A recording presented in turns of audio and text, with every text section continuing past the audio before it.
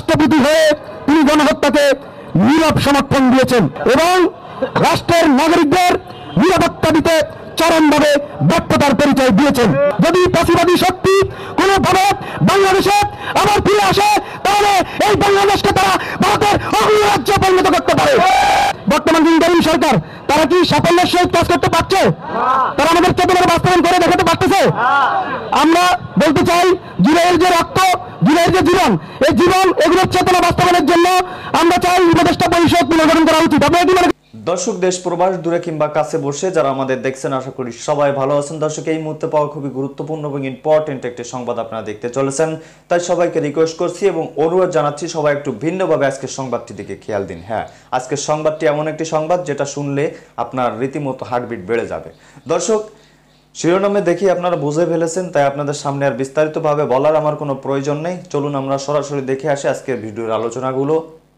একের পর এক বিস্তারিত তথ্যগুলো আপনাদের জানাবো এবং জানলে আপনারা অবশ্যই অবাক হবেন। তো দর্শক, ভিডিওতে যাওয়ার আগে ছোট্ট করে রিকোয়েস্ট জানাচ্ছি এবং অনুরোধ জানাচ্ছি, যারা আমাদের চ্যানেলে নতুন অবশ্যই চ্যানেলটি সাবস্ক্রাইব করে লাইক দিয়ে এবং এ বিষয়ে আপনি কি বলতে চান আপনার নিজস্ব মতামতটি তুলে ধরুন।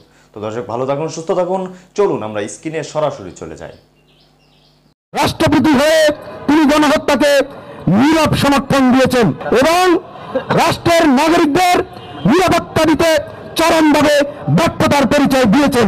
যদি ফ্যাসিবাদী শক্তি কোনোভাবে বাংলাদেশে আবার ফিরে আসে তাহলে এই বাংলাদেশকে তারা ভারতের অঙ্গরাজ্যে পরিণত করতে পারে।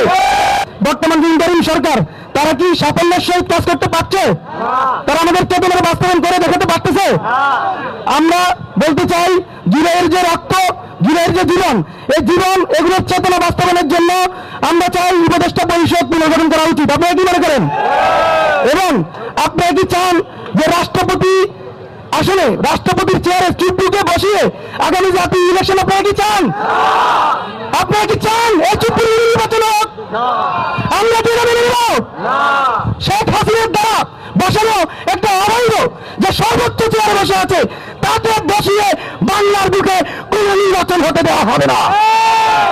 আমরা স্পষ্ট ভাষায় বলতে চাই, চুপ্পুর অপসারণের জন্য প্রয়োজনে পঁচিশে আরেকটা বিপ্লব আমরা করবো ইনশাআল্লাহ। সেই বিপ্লবে বাংলাদেশকে পরিপূর্ণ ফ্যাসিবাদ মুক্ত করে ছাড়বো ইনশাআল্লাহ। আমরা বলতে চাই, জাতির এই প্রশ্নে আমরা কোনোভাবেই তাদেরকে কোনো ধরনের ছাড় দিতে আমরা প্রস্তুত নই। দল হিসেবে আওয়ামী লীগ ও 14 দলের বিচার সম্পন্নকরণ, শাহাবুদ্দিন চুপ্পুর অপসারণ ও দ্রুত সময়ে জুলাই জাতীয় সনদের দাবি জুলাই মঞ্চের।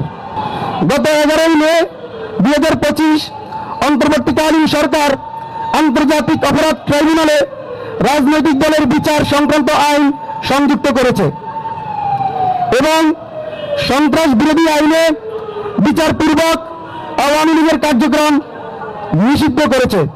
আমরা জুলাই মঞ্চের পক্ষ থেকে অন্তর্বর্তীকালীন সরকারের এই সিদ্ধান্তকে স্বাগত জানাই। জুলাই মঞ্চ বিগত 18 ফেব্রুয়ারি 2025 হতে গণহত্যার বিচার, গণহত্যাকারীদের রাজনীতি নিষিদ্ধকরণ ও রাষ্ট্রযন্ত্র থেকে ফ্যাসিবাদ মুক্তকরণের লক্ষ্যে শাহবাগে অবস্থান কর্মসূচি পালন করে যাচ্ছে। 84তম দিনে আওয়ামী লীগের কার্যক্রম নিষিদ্ধ ঘোষণার মাধ্যমে আমাদের একটি দাবির আংশিক পূরণ হয়েছে। গণহত্যার দায়ে বিচারিক প্রক্রিয়ায় আওয়ামী লীগের পরিপূর্ণ নিষিদ্ধের মাধ্যমে দাবিটির পূর্ণতা পাবে।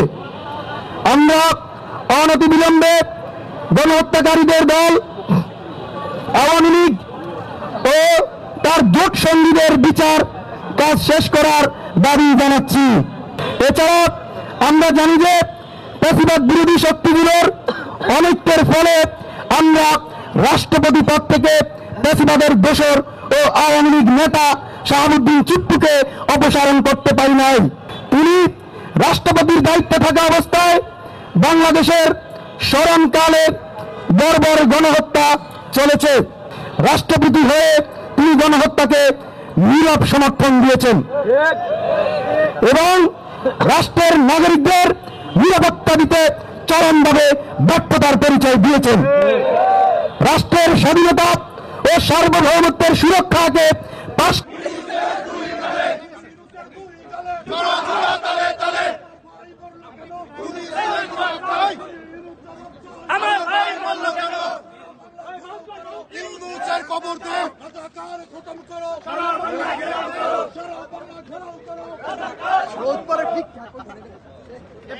তোমার সাথে ঝড় বৃষ্টি আমার রাতে ঝড় বৃষ্টি আমার রাতে আমরা আছি তোমার সাথে ঝড় বৃষ্টি আমার রাতে রাজপথ ছাড়ি নাই শেখ হাসিনার ভয় নাই জয় বাংলা জয় বঙ্গবন্ধু সালাম সালাম লো সালাম এখন ঘরে ঘরে শেখ হাসিনার কিছু হলে তালে তালে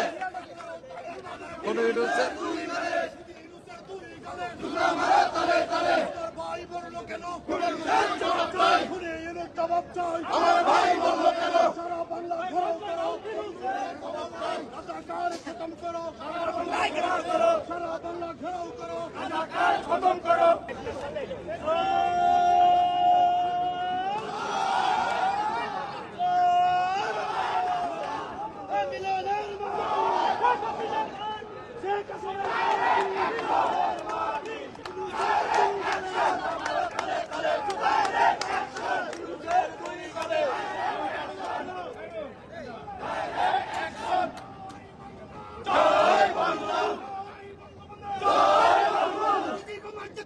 মুজিব আমার বিশ্বাস মুজিব আমার চেতনা লক্ষ মুজিব ঘরে ঘরে এক মুজিব লোকান্তরে আরো দেব রক্ত বেঁচে যাবে অন্যায় রক্তের বন্যায় লড়াই করে বাঁচতে চাই মুজিবের সৈনিকেরা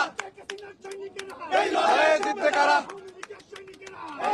জিততে কারা জয় বাংলা জয় বঙ্গবন্ধু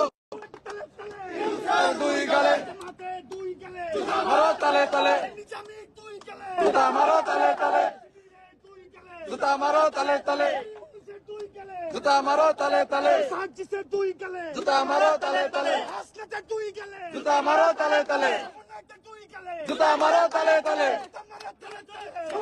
দুই গালে জুতা মারো তালে তালে তুলে নেব আমরা তুলে নেব আমরা ইউনিটের কামরা